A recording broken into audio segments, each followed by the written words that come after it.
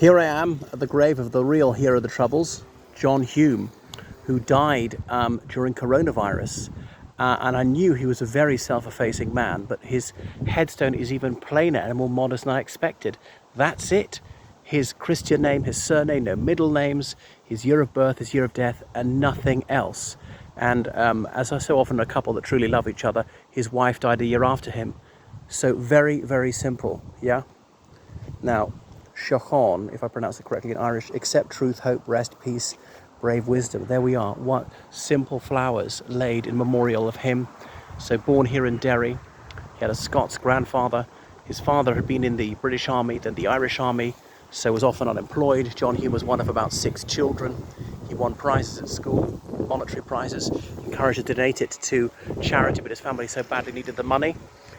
He was very religious, observant Catholic. He went to Maynooth, but decided he couldn't live a celibate life. And after his degree in French and history, came back to Derry to teach, got involved in the credit union movement, trades union movement, the Northern Ireland Civil Rights Association, helped found the Social Democratic and Labour Party, was a constitutionalist, denounced violence by all sides, and really worked for good, for reconciliation. Someone bereft of all malice or vanity, and managed to have a cordial relationship with the Reverend Ian Paisley. They went to each other's houses on Christmas Day and so on. So that's John Hume. He had several children, and he talked about standing for the presidency of Ireland in 1997, but decided that the peace process needed him too badly.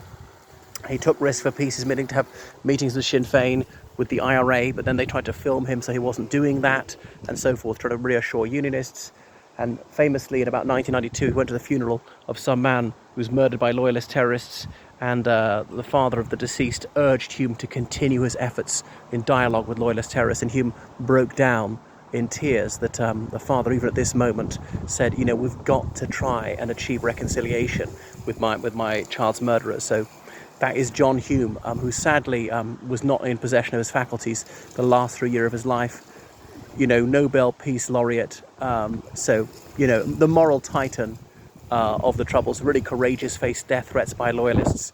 So, yeah, he was a wonderful person. How I wish I'd met him. And an awful pity that he didn't get the farewell he deserved, because he died in the middle of coronavirus lockdown. And that's him. I knew it'd be fairly modest, but it's even plainer than I had anticipated.